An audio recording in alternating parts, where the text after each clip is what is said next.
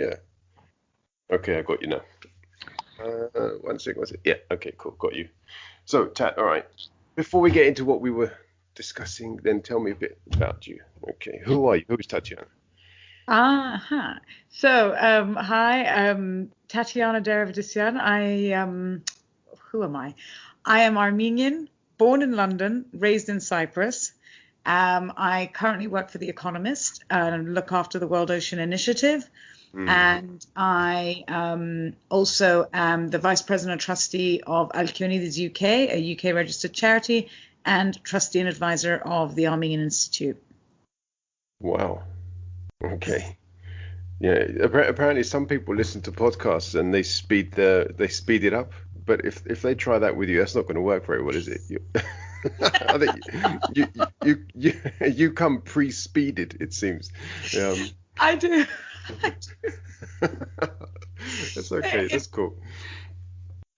In fact, actually, whenever I'm giving a speech, I always try to sort of mentally tell myself, Tat, slow down. And I know I talk very fast when I'm talking, so I am Hmm. aware. Yeah. I'd like to hear you talk very fast when you're not talking, but that's a completely different situation, I think. Okay. Yeah, but 1 minute. Okay, so The Economist, you've definitely maintained this line of sort of very top quality publications, it seems to me. I mean, the list is pretty cool, isn't it? I mean, I've had, I'd say I've been very fortunate. I've managed to work for The Guardian. I've managed to Mm, work for The Spectator, and now at mm, The Economist. People laugh and say, how can you have gone to, because they're quite different, these publications, but in fact, they're actually all very similar. Journalists, people think that if you're a Guardian writer, you wouldn't ever write for the Daily Mail. Well, that's not true. mm. And I actually just find it really fascinating the way that people view the paper world or the media world and how different the realities of it are. But it's also very insightful. Mm. But anyway, I went left, right, and center. So I've stayed in the center where I belong. Okay, all right. That's where you are now, I guess. So are you most comfortable then at The Economist? I I would say that I'm most comfortable with all its journalism. Um, I think that I like it. I will say though, I do, in my opinion, I think some of the best writers in that I've encountered write for the Spectator. The quality of journalism is just it's incomparable. I mean, I Mm. love the Guardian, but the work and the style and the thought is not always on up to par. It depends on the writer. Is that because it's a daily, and so therefore there's a lot more pressure on the publishing of their articles and so on? Possibly. I think also, with the, I mean, actually, that's probably a fair point because there's so much demand to produce as much content as possible to make sure that you're getting the right amount of readers reading your paper daily. And there's a lot. The pressures are very different. So that's possibly true. But I still think that you can maintain quality. I mean, look at the FT Mm. class paper. Yeah, yeah. I mean, okay, I don't read the FT very often. Actually, rarely. Yeah, I may click through to an article every now and then, but yeah, I don't actually buy the paper. I haven't bought a paper in years. How much has that affected the industry? I mean, because The Economist and Spectator are like what, weekly magazines? Are they not? Or am I completely wrong here? So The Economist is a weekly, The Spectator is a weekly, and the subscriptions, interestingly, are high. Like they haven't actually reduced um, in terms of numbers. In fact, after after the elections, after COVID, that we saw like an increase in subscriptions. And it's not, I mean, not just, I mean, of course, the print subscriptions are not where they used to be, but they're not 10 years ago what was it, 10 years ago when I first started working in publishing, everyone was constantly saying, oh, print's going to go, print's going to go, print's going to go. 10 years later, it's not going. People like my Mm, uncle who were subscribers of The Economist for eons, I remember I was in Brazil last summer and I was trying to get him to sort of use the app. And he said to me, "What are you doing?" And his office was like filled with subscriptions, New Scientist, Economist, whatever you want. He had like print subscriptions of, and he liked his print, and that's what he wanted. And I was trying to move him for like with time, and he just looked at me like I was weird. Okay. Yeah. So what I would imagine what you're saying is then if you have a quality publication, whatever your genre or sort of political affiliation, you're still going to be able to sell printed material. It seems to be the case.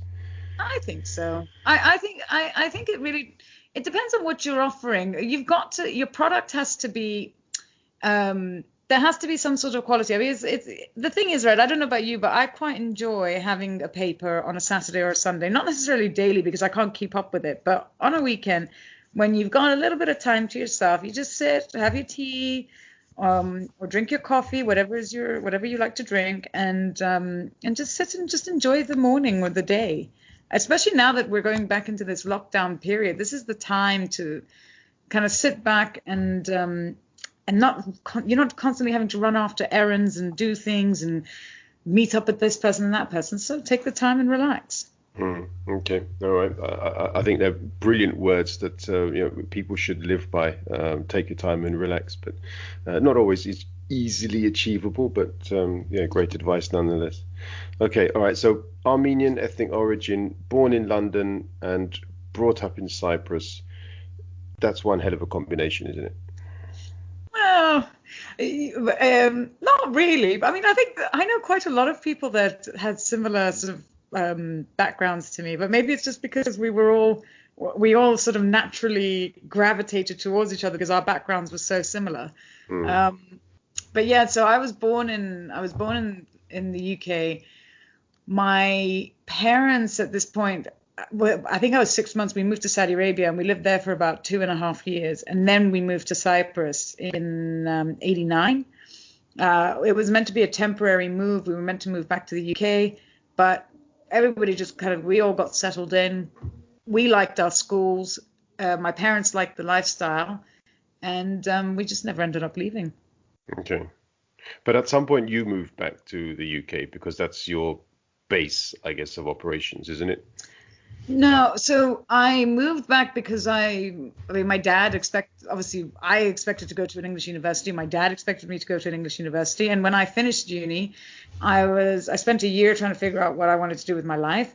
But I always knew I was going to stay in the UK. Going back to Cyprus was not an option for me personally because I didn't feel that there was anything that I could do in Cyprus that was interesting. And I remember a friend of mine actually, because my sister at this point decided to move back. And I remember my friend, she said to me, she said, you could be what was it she said to me? She said to me, you could be a big fish in a small pond, or you could be a small fish in a big pond. And she goes to me, and I think that you belong in a bigger pond. And I said, okay. And I think I agree with her. I learned a lot having the opportunity to work in the UK. Okay, no, it's a far more competitive environment, but you have the strength of character to thrive in that kind of competition, don't you? Because you're very, I don't know, is upwardly mobile? Has it emerged from the 80s unscathed as a term? I don't know, but you seem to be one of those people who's always doing something. You never sort of sit still, do you? I would honestly say that I feel very fortunate that I grew up with the parents I did because they taught me a lot. My parents are very, very active people. My father, not so much sociable. My mother made him sociable. Marriage made him sociable. But I remember when I first started working in London, I used to constantly go to the gym. I'd go to the pub or whatever. And my dad, one day, he just said to me on the phone, I was like 22 or 23. And he said, how old was I? No, I was 23 years old. And he said to me, darling, if all you plan to do is go to the pub, the gym and work, he's like, you might as well be in Kakopetria, which is like this village up in the mountains, and work there. He's like, what's the point of living in London? And I thought to myself, yeah, you know what, you're right. Because I did enjoy the gym. I did enjoy this. I did enjoy that. But I was like, he's right. I should just, it's not just about going to the pub and going to clubs and stuff like that. Don't get me wrong. I love all of that. But experience the city. So I got myself involved in different things. and constantly just finding new things to keep myself entertained with. And I'm lucky I have a big circle of friends, so I've always got something in the diary.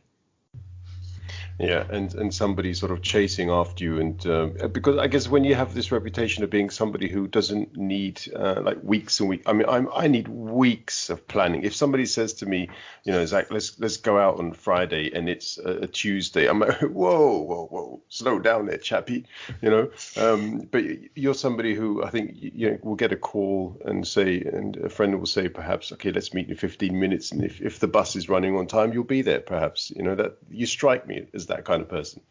You know what? I'm more fluid like that in Cyprus because it's a lot easier. I just jump in a car and I can do that. In England, I'll say, okay, give me an hour. I'll show up 2 hours later, but I'll still show up. Okay. Fair enough. Yeah, actually, that has been the case a couple of times when we've met up, and you have shown up eventually. Yeah. Your brother loathes me for this. Yeah, he'll probably listen to this. Yeah, so we have to be very careful not to compliment him too much. Yeah. But anyway, okay, all right. So at the moment, then you're in Cyprus. So how long have you been there? Is this because of the festive period that you were there, or? Yeah, I wanted to spend Christmas with family, so I came over, like quite a lot of my friends, and yeah. Was it hard? Was it hard leaving the UK in these times? I mean, did you have to do a test to get to Cyprus? What was the scenario? No, so because I've got a Cypriot passport, as soon as you land, you get tested. If I had been a tourist coming over, I would have had to have a test done 72 hours upon before traveling. But in fact, because of everything that was going on in the UK, as soon as we arrived in Cyprus, everybody got tested, regardless of whether you had a test or not, for precautionary reasons. And then within, I think 6 hours of my plane arriving, they made an announcement that from the next day, all passengers had to be sent to a hotel for 7-day mandatory quarantine. So the ones of all of us that arrived the day before felt very lucky, because my friend was meant to fly the next day and she ended up canceling her flight because it didn't make sense to spend Christmas Day in quarantining. No, absolutely not. I have a student I work with. He visited China. I think he was there back in November, and he had to spend the first 2 weeks of his trip out there in quarantine. It is in the room. He couldn't even walk into the corridor. So he had to stay in the room, and I can only imagine that he really wore down that carpet, because I would have. I don't know. I find it very. In the summertime, when I came, I rented a place, like a 1-bedroom place. I initially rented a cottage, but it didn't work out because there were uninvited pests all over. The place hadn't been lived in for ages, so I think she hadn't done the proper due diligence. Anyway, I ended up staying in an apartment, but I was free to go out and come back, but I didn't mingle with other people. I didn't sort of do anything apart from sort of entertain myself. But I think it's a responsible thing to do. The UK's laws to go into the UK, you don't need to do a test, but you do need to quarantine, and they are very strict about that. Like, they do actually check up on you. And the fine is, significant enough that I think most people adhere to it. But then you have the option of paying for a test after 5 days. And if it's clear, then you can be let out into the world. But as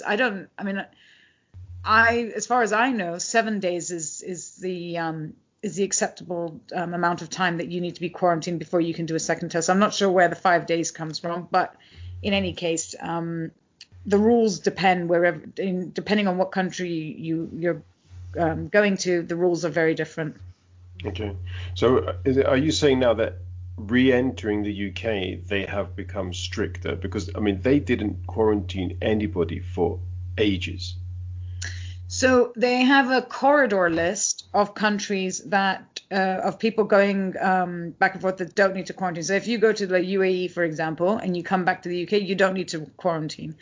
There's certain islands of Greece where you don't need to quarantine for, or certain other countries. Cyprus was on the corridor list. It was removed because we ended up getting a high percentage of COVID cases per capita, And given our small population, it was actually quite high. So they took us off the corridor list, which means that Cyprus now is on the quarantine list, required quarantine list. But they've always had a quarantine list of countries.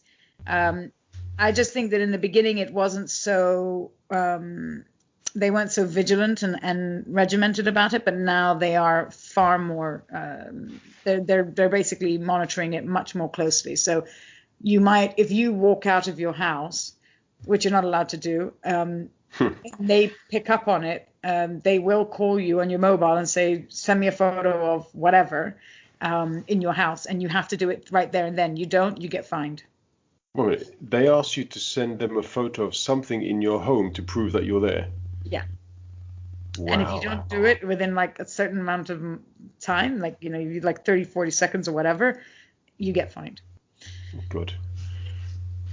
All right. I'd get all butterfingered, I think, with all that kind of pressure. If I've got 30, 40 seconds to send a photo, I'd send a selfie. I'm in my house. Does that count? I think that this is also why people are so, like this anti-COVID move or anti-lockdown movement, shall I say, is people feel like they don't understand that the governments do not want to have to do this. Like I don't know civil servants or government employees or ministers that can be bothered with any of this, right? Most of them would much rather just be chilling somewhere, drinking whiskey or doing, hanging out, doing something else far more interesting.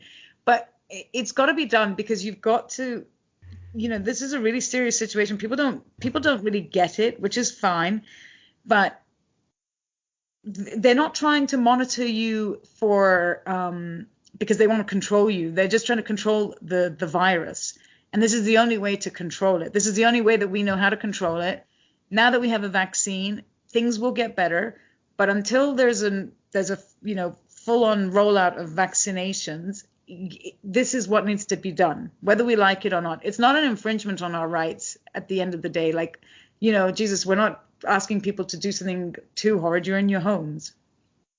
Yeah, unfortunately, for some people, that in itself is quite horrid. But I'm with you on this, absolutely. And I was also with I think the SAGE advisors back in September when they were saying, look, we need to do a circuit breaker, hardcore lockdown for 2 or 3 weeks, and sort of kill it dead. Unfortunately, government advice was somewhat different from, different sectors for different reasons. And they went with that. And here we are.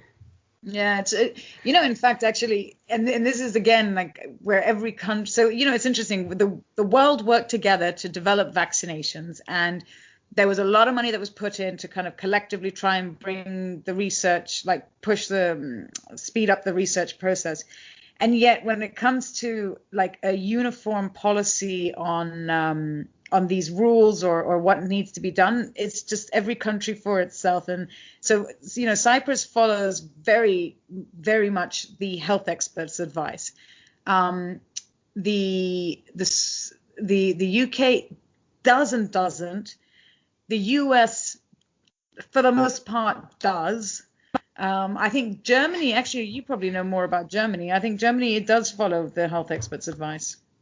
I think if it were down solely to Mrs. Merkel, Germany would have followed the advice far more closely and far more stringently. I think she was, in a way, under pressure from her party to open things up a bit. I think she would have preferred, but I mean, this is without knowing, in detail, any kind of intergovernmental deliberation. She just strikes me as a person who would take the more responsible measure. Other people would not have done so. And therefore, Germany is also now, in the lockdown stage, and it could be extended beyond January. So, it's unfortunate, really. The USA, the USA is a world unto itself. I think maybe we can talk about that for a number of different topics later on, when we get to that stage. But okay, all right. So you're now in Cyprus. As we've established, you're very much a sort of socialite. You do like to go out and so on. So, what's the secret, Tatiana? Because you seem quite relaxed and quite happy, whereas other people would be tearing their hair out if they had hair. Well, fortunately, I inherited my father's hair, so I have a lot of it, um, which is quite unfortunate for an Armenian girl. But I, you know what? I've never. How do I say? I don't mind. I don't mind this. I don't mind this period. In fact, I've been like my old boss used to laugh that I used to burn both ends of the candle. I'm constantly going at like 100 miles per hour, whatever you want to call it. But it's nice. I still am going at that pace. I don't know. Like for me, I've been very, very busy, and I don't know. Like people manage to watch box sets of X, Y, Z, and I was like, right, where did you find the time to do this? Because I didn't have time to do this. I didn't have time to read. Most of lockdown, I found myself only being able to read when I was on holiday. So when I came to Cyprus in the summertime, I managed to get through a few books, which I really enjoyed. And then when I got back, I thought, right, I'm going to continue this, but I just didn't have the time. So I do keep myself, I've got Zoom, which keeps me busy with my friends, a lot of work. The charities needed a lot of support this year because with lockdown, it meant that you weren't able to fundraise as we would have anticipated. Alkyonides had planned a massive fundraiser for October time, which we had to postpone. We've postponed it till this year now. Hopefully we'll be able to run it. And it was going to sort of generate a huge amount of income. So we just had to get creative, but then we also used it as a time to plan and do strategy work. So we developed this proposal because we're trying to buy a property. And we spent time with a working committee trying to develop that. So there was a lot of stuff that went on last year that kept me entertained. And I wasn't sort of, too upset about the fact that I wasn't able to go out, all the time. And anyway, in fact, it's actually quite nice to drink wine on your own, zooming with your girls and just, new age stuff. As always, flying in the face of custom. Yeah, that's fair enough. That's Tatiana, I guess. All right. A very interesting sort of side question on this, because I think it's a topic which I'm deeply I would say passionate about, which is gender inequality. Because I think the only way that sort of humanity will ever reach its sort of true potential is when you have both. I can't say both genders, all of the genders, of course, but in this case, I would say both genders at least, sort of level pegging with regards to their equality, and obviously all of the diverse genders that we have should also experience this level of equality. But you have worked in very competitive environments, perhaps traditionally male environments. You continue to do so, and you continue to thrive. How do you do it? I don't. So I've never. I am aware of the inequalities that exist in the workplace, but I have never allowed it to rule me. And again, I go back to. I can't stress enough, like, again, how fortunate I feel that I had, that I grew up with my parents, that I had the kind of uncle that I did, because none of them ever made me feel like I couldn't do what I wanted to do, or that my gender was going to be a hindrance to me. And so the way I operate is I don't like, I remember when I got my first promotion and I told my dad about it, and he was like, great, how much are they offering you? And I said, well, this much. And he said, right, go back and ask for more. And I said, oh, no. And he said, no. He's like, you go back and you ask for more. He's like, all they can do is say no. And I was like, right. And I think I was 24 at the time. So I did that. And, and then I started like learning that you've got to demand for things. You got to ask for things. And this is something that I'm always, I'm always trying to encourage all my girlfriends and friends to do this. When they're offered from a contract role to a full-time role, or something comes up, or there's a job opportunity and they're negotiating their contract, I'm constantly reminding them that you've got to ask for these things, because they're not going to ask you for it. I've been in situations where I found out that a male colleague was earning more money than me. You do see this. You do find men that you work with that they can be quite blasé or arrogant towards you, or condescending. But I'm quite, I'm diplomatic, but I I will make you aware that I'm not going to put up with that. I may be a little bit sarky, or it's not passive aggressive. I wouldn't say, I don't like being passive aggressive. I think that that's actually quite, it creates a negative atmosphere in the workplace, but you do have to be assertive, and you do need to put your foot down, because people will always walk all over you. But the other thing is that it's really important is, make yourself visible, make yourself seen, and don't let other people take credit for your work. Make sure that you're, something that women do, and I do it as well sometimes, is I don't feel the need like men do, not all men, of course, but a lot of men in the workplace like to boast, take credit, hype themselves up, for want of a better word, and say X, Y, Z. And women don't necessarily do that. I don't personally do that. I don't feel the need for people to know everything that I'm doing, or, this and that and the other, because I'm content in my own knowledge about what I've done and what I haven't done. But I keep reminding myself all the time that you do sometimes need to do that, because it's the difference between you getting that promotion and not getting that promotion. And the other guy, mostly the guy, is going to very happily take credit for your work if you don't do it. So sometimes you've got to be as brash or as bold. I don't know.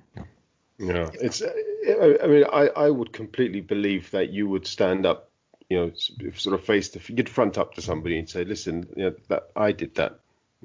Don't take it from me. As in without being emotional about it as well. Just straightforward. I did that. Don't mess around. There's no point in being emotional about things, and I'm actually, no, I take that back.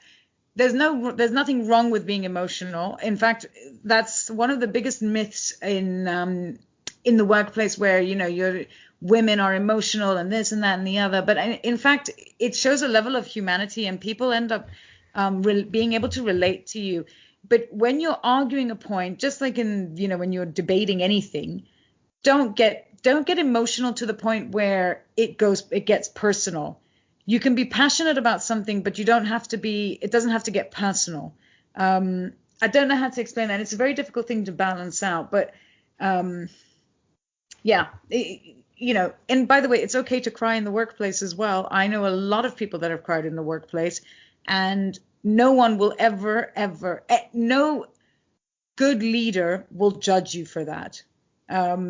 There are people deal with a lot of pressures, and people should be able to sometimes express themselves in a heightened situation freely.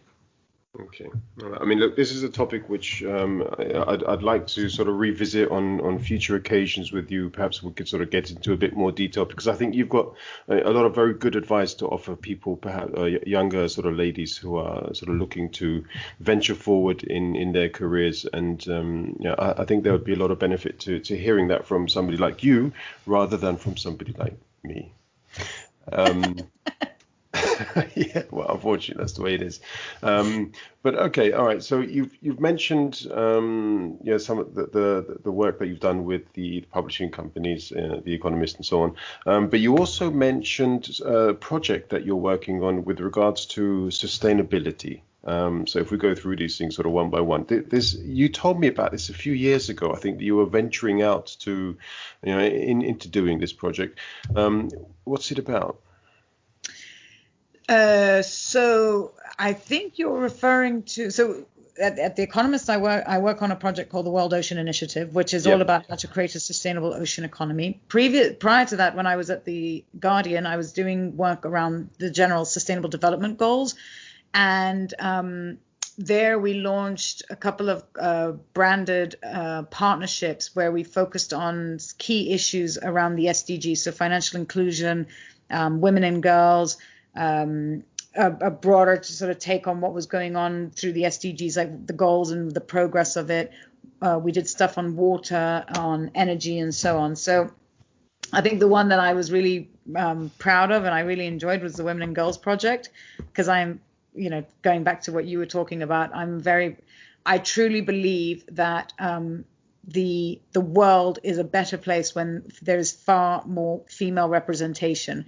and not just white women. I'm talking about, a representation of like the different demographics of women. So old, young, mothers, without children, black, white, Asian, Chinese, whatever, you name it. I think that is how you get the most out of productivity and creativity within an organization. Absolutely. Okay. All right. So, and the World Ocean Initiative, is that the title that you gave that No. that you're working on now? What is it? What's it called? The World Ocean Initiative. No, I was hired. So they launched it in 2018, and I was hired to kind of take on this hybrid role within the business. So they had the event, but they wanted somebody to come and develop the project commercially across the event and the content side. So they created a news site. I kind of came in thinking that it was pretty much set up, and within a few months realized that it had been set up, but not much strategy or thought had been put into its development. So I started sort of, I waited a while just to kind of get a feel and a sense for things. And again, this is something I find really funny. A lot of the times when people go into a company, they go in with full of ideas, and there's nothing wrong with that, but they don't take the time to understand the business before they throw in their ideas. And last year when I was doing my my leadership program not last year, sorry, 2019 now, at HKS, one of the funny things that we were talking about was like this need for consultants, for example, to come in with a toolkit and, just kind of fixing things without understanding the issues, but saying, oh, okay, well, you're not, the business isn't making enough money, so we're just going to slap this on and it'll fix the problem. And it doesn't. And a year later, somebody else comes in and says, oh, well, we've got to revisit this and re-strategize or whatever, So it's about, I spent I think 6 months just kind of getting a feel for things. And then we started trying to, work towards developing a new strategy, what that would look like. And we are where we are now. So we've got a guy who does proper editorial work, so journalism work, and he looks after the editorial front of it. So it's done really well. It's a work in progress, I'd say. Okay.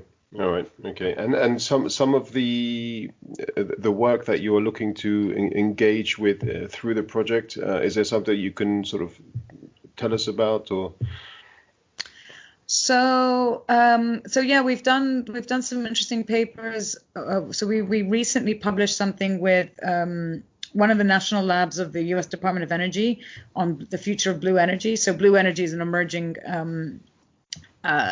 industry where there's a lot of revenue, like money potential in this space, but at the moment it's underinvested. And in fact, it's a much, we've got to really think about alternative energy sources, because oil and gas is just it's a dying industry. We also need to untie and you will know this as an Armenian, given what happened in Armenia recently, the links between oil and gas and politics is very, very strong. And in order to break that, that sort of, I'd say, what's the word? Political hold over, over decision making and democracy, you've got to sort of start diversifying that industry. And the oil and gas industry has had a hold on society for a very, very long time, and diversifying it will help break that up. So, from offshore winds to potentially, tidal wave energy to thermal energy, all sorts of different things that exist out there. But anyway, so that was a recent paper that we published, and it was really looking at quantifying the value of the blue energy market. And we did a paper, we published an index on coastal governance index. And there's been other things that we've done, like the blue economy. which is a sort of a more talking about what the actual blue economy is. So this is obviously a concept which it looks at when you talk about the blue economy, it's what exists in what industries exist in this actual economy. So it's shipping, it's energy, it's tourism, fisheries, aquaculture, all sorts of different things, that sort of thing. Mm-hmm. Okay. It's a fascinating subject, and I completely agree with you with regards to this sort of duopoly, in effect, that politics and the oil industry has managed to maintain, perhaps for over 150, maybe even 200 years, depending on exactly where, what point you go back to. That is very difficult to overcome in the current economic climate. Even though with the elections in the USA in November, which have perhaps replaced Trump, who was very much pro oil and gas, with Joe Biden, who seems to be somebody who wants to go down the climate change route, which was negotiated in Paris, I think it was 2015. This seems to position the U.S.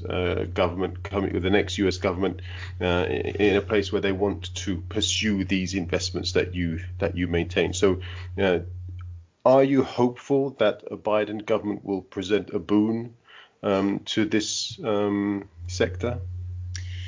Yes. I mean, look, behind the scenes, behind all the Trump noise that goes on, there's a lot that's been going on. I mean, the East Coast of America has invested heavily in offshore winds. And in fact, Ørsted just a couple of 6 months ago, maybe a year ago, made a massive investment in setting up ports.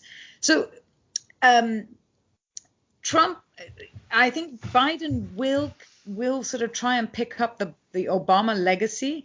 I think, though, that he's working in a different reality now to where Obama sort of left. And if from what some people are saying is that he will push forward the climate change agenda, but with caution. The thing about Trump is that, it's not as if, in fact, it's funny because the oil and gas industry or the major oil companies are actually quite open to diversifying and developing new alternative sources of energy. Like people, they know that is the future. They're not in denial about this.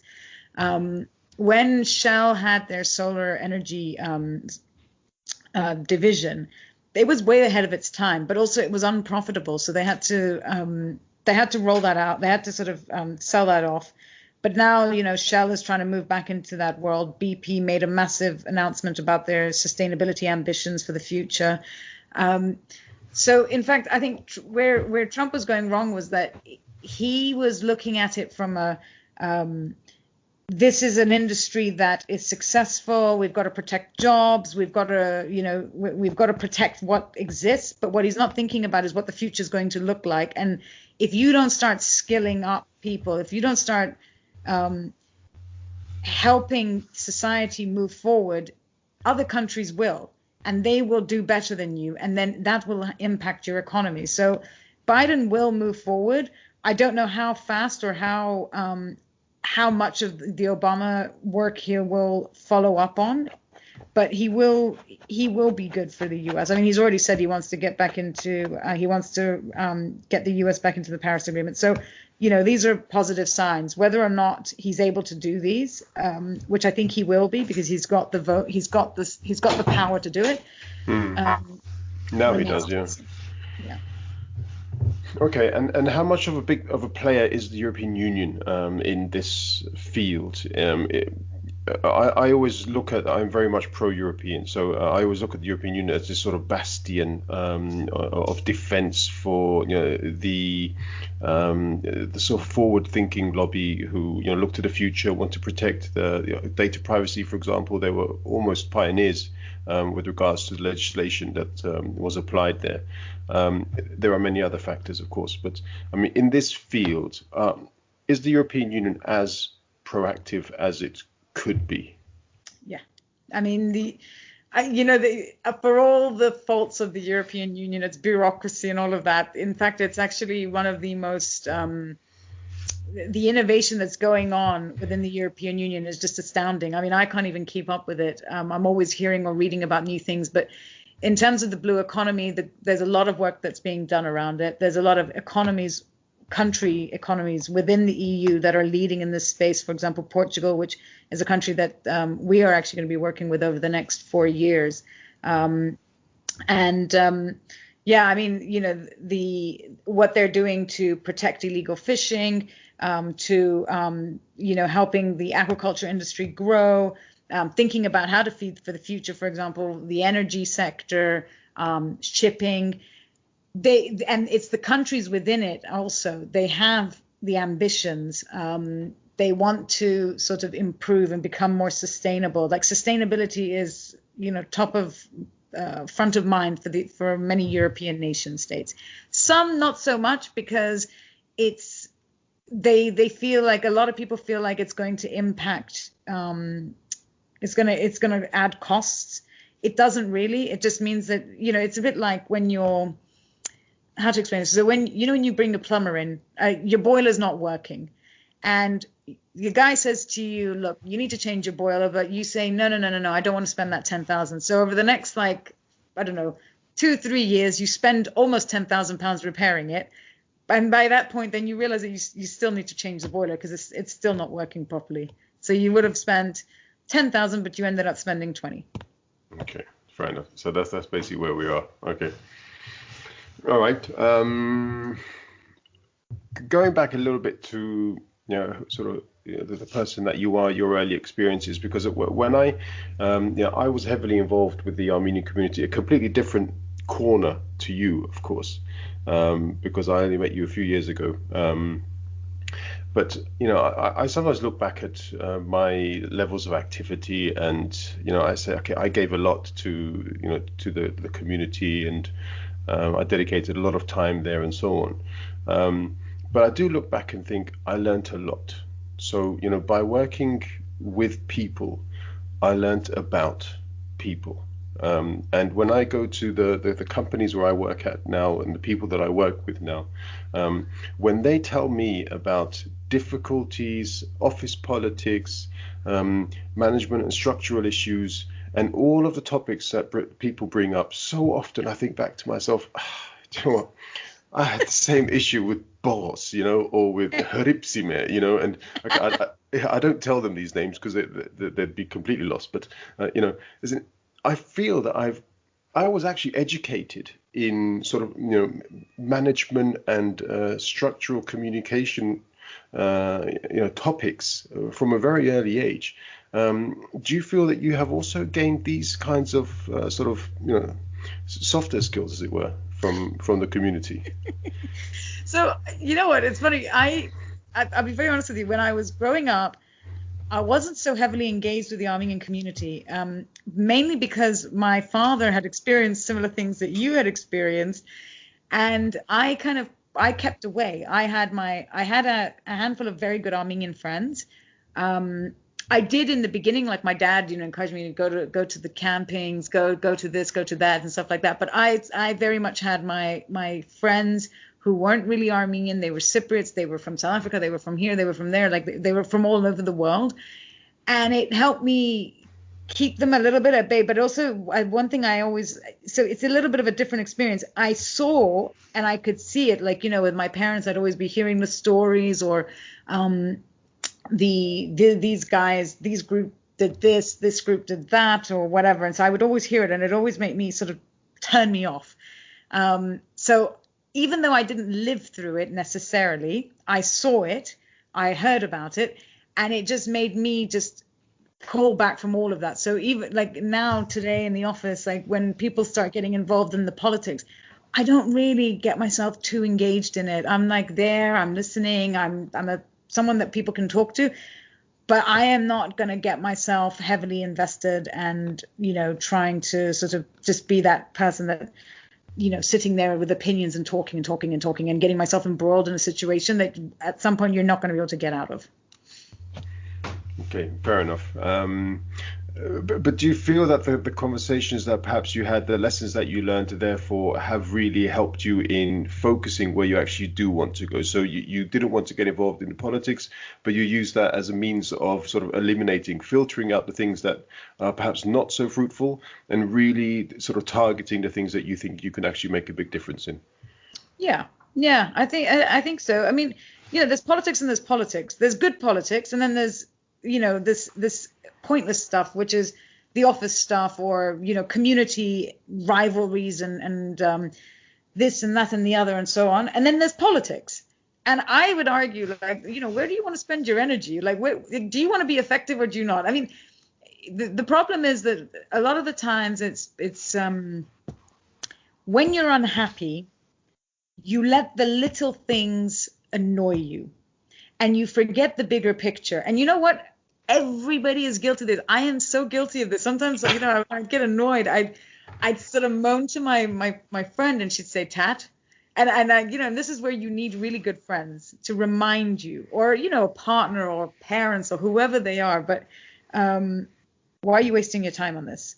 Like, is this really, like, think about where you really want to put your energy. Like, is this where you want to focus your energies on? Because also that energy comes back to you, and it's like negative energy that then impacts you, and it impacts the way that you make decisions.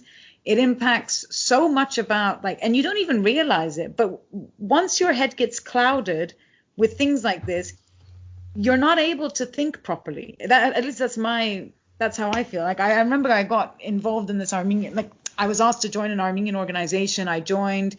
I was really happy to do it because it's an organization that I truly believe in. But the people that were elected with me into the committee, their agenda was so different to mine. I was there because I wanted to help and I wanted to support the organization. They were there because they wanted the position, they wanted this, they wanted that. And so when everybody started arguing, I was like, God, I didn't sign up for this. Like, I'm not getting paid for this either. And in the end, I realized it was negatively affecting my mood. And I just, one day I said, look, I resign. I was like, I can't even be bothered. Like, in the beginning, I was, it was us against them. There was like a group of us versus the others. But I thought, oh my God, who can be bothered with all of this? Like, no one's paying us to do this. If somebody wants this so badly, if this is what their life is, if this is how their life is defined, let them have it. Yeah, absolutely. Okay, so but you are involved quite a bit in certain specific issues. So you said to me, and we talked a few years ago about bringing a certain program. I think it was about Hrant Dink to Berlin. Unfortunately, that didn't work out. But you remain undeterred, and you are working on an event or a project at the moment, are you not, in commemoration of Hrant Dink's life? Yeah. So in fact, the organization Armenian Institute, I joined it. I'd been to some of their events or whatever, but I remember I was hosting at the Cyprus High Commission an event for Elkionides, and it was for a British Cypriot author who'd written a book about the Armenian genocide. So, the Cypriot High Commissioner at the time was very excited to sort of host this event. So we put something on together, and then I invited a few people that the author had been inspired by. And Susan Patty came, and Nuritsa Matosyan came, and some other, and there was actually quite a few Armenians in the room. Nuritsa is an old friend of my dad's, but I didn't personally know her very well. And Susan as well, her husband was friends with my dad. But again, I didn't really know her because I wasn't so engaged in the community. I wasn't so involved. But then it was after that event that I was approached by Nuritsa to attend the Armenian Institute. And when I went to their meetings, I just really liked it. We don't have the organization there. This politics doesn't exist. It's very much it's a very community-driven organization, and it's them who have, through people like Nuritsa who knew Hrant Dink. She has been running this commemoration event for many, many years. In fact, it's really weird because he came over in 2005. He gave a talk. Nuritsa filmed it.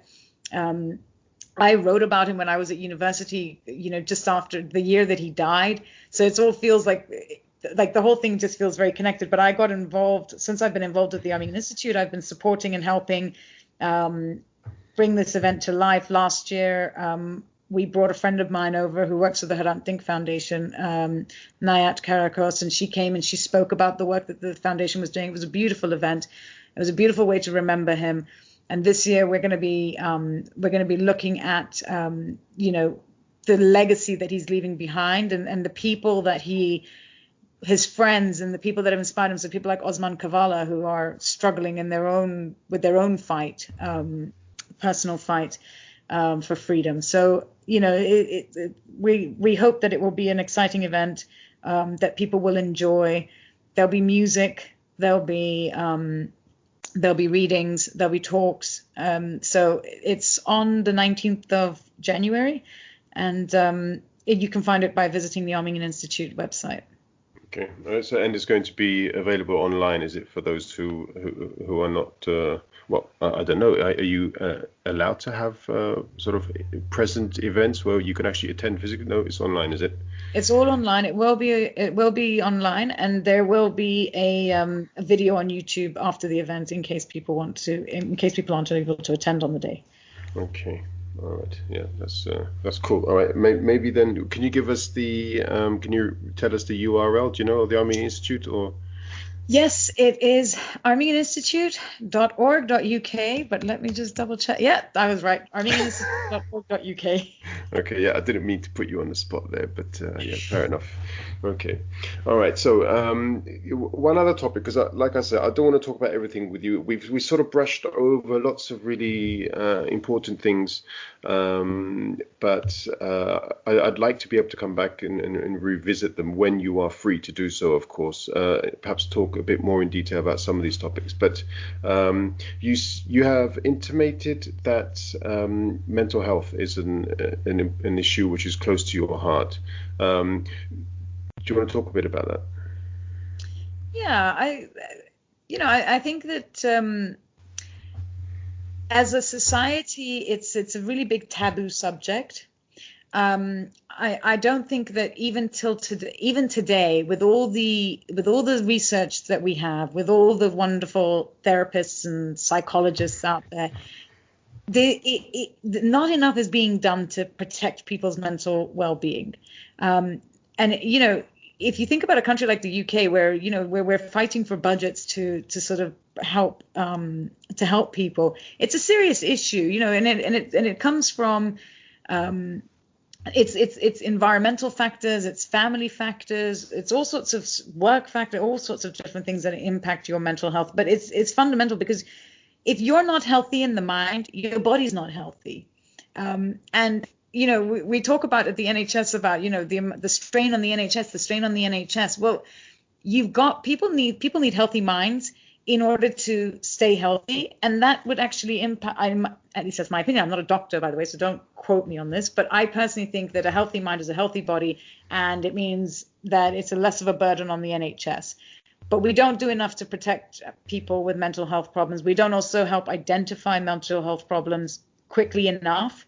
And people aren't powered, or they don't have enough information available to them to understand that there may be a problem, like that you may know someone but not really have understood that they have mental health problems, or people who fear getting diagnosed with bipolar or they're getting these mood swings, but they don't understand what they are, and no one's there to kind of provide that information for them.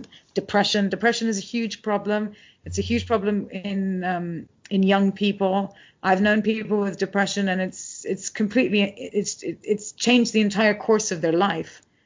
And it's really sad to see somebody with so much potential lose hope, lose sight of what their future could look like, because they're so consumed and they're struggling, and the system isn't able to support them because the system is dealing with too much. And you really need the right kind of, and families sometimes doesn't know how to support.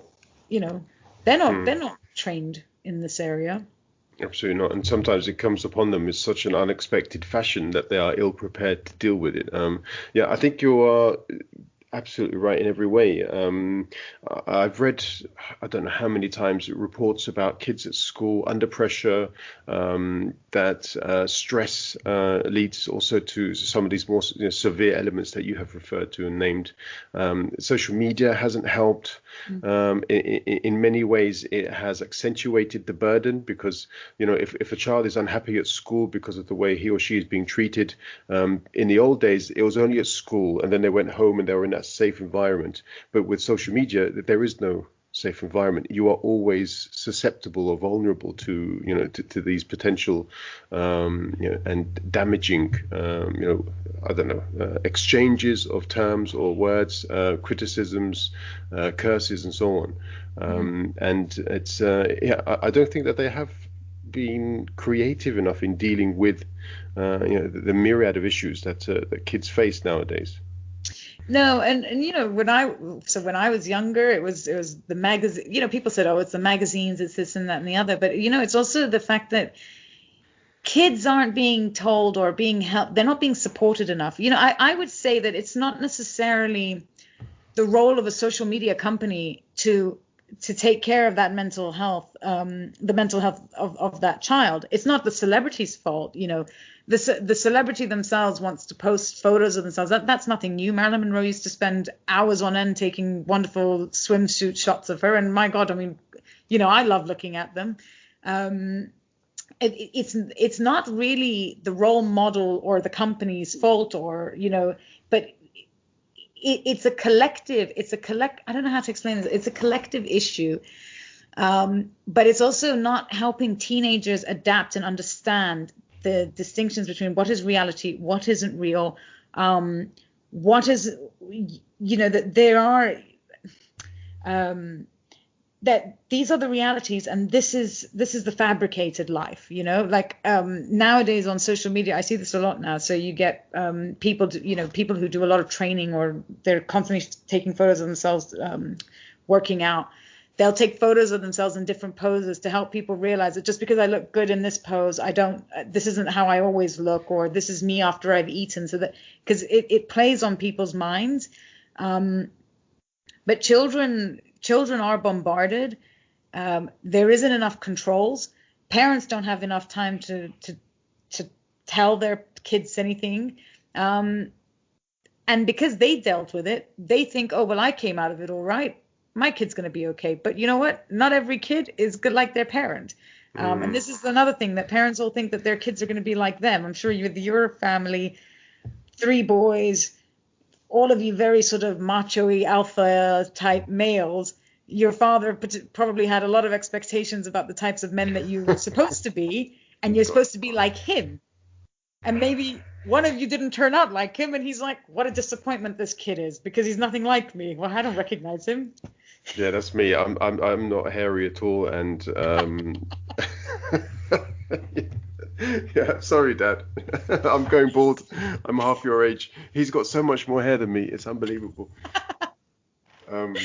Yeah, but I think there are definitely these issues, and there is also this sort of fear from some kids, the heightened expectations. So, if the parent had achieved a certain status in his or her life, then there is pressure because the child needs to achieve something similar. But it's also the case vice versa, where a parent didn't feel as though he or she achieved what they could have done, and there's added pressure on the child to succeed where they failed. So I mean, there is no, I think, sort of set structure within a family which would dictate that kind of pressure. Well, so you've just hit the nail on the head. Like this is fundamentally the problems, and I want to say how you raise your kids. Okay, and I'm not talking about, by the way, let me just be clear. I'm not talking about the mental health issues that come out because of like chemical imbalances and so on that exist in the body. I'm talking about like things that you're the external factors that impact you and the way that you see the world and how it could lead you to depression. And by the way, everybody suffers from depression. It's just that some people are clinically depressed and others aren't, and some people know how to come out of it and others don't.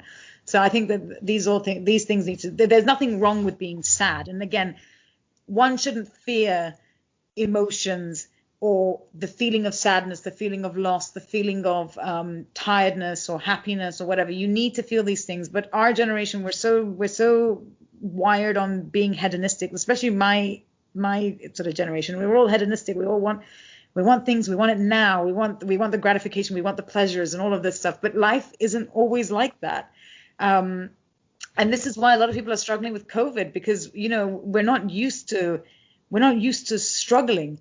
Other countries are used to, like, I'm saying we, as in the sort of more developed nations, we haven't had to struggle for a very, very long time, not in the way that other countries have. So for us, this is it's a big shock. But what was I saying?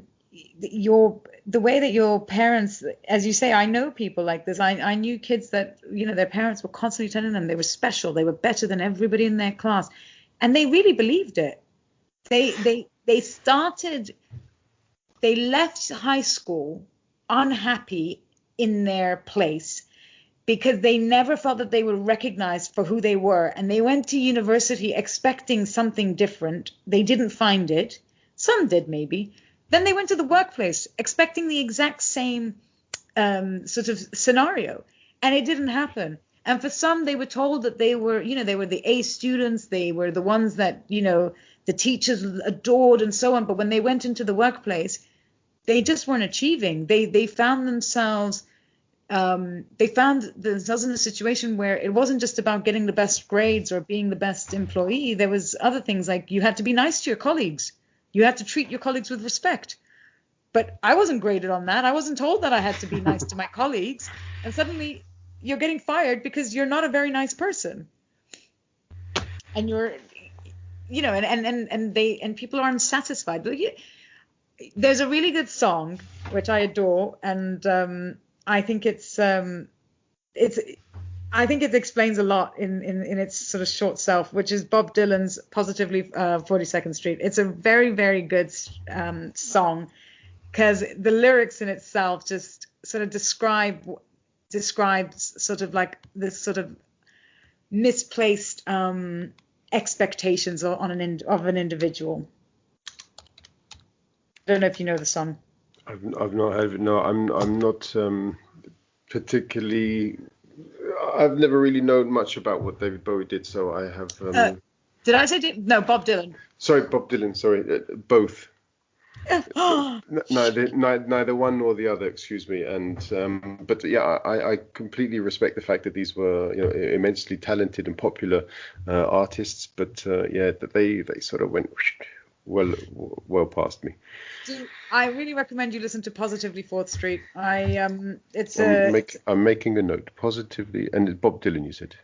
Yeah, it's Bob Dylan, Positively 4th Street. I recommend all of Bob Dylan's music, to be honest. But it's David Bowie's. Funnily enough, it's his. It would have been his birthday today. Oh, okay. That's right. So, it's funny you brought him up. Yeah, crazy that you know that, but okay. Well, you're a fan, I guess, so therefore you would. You know what?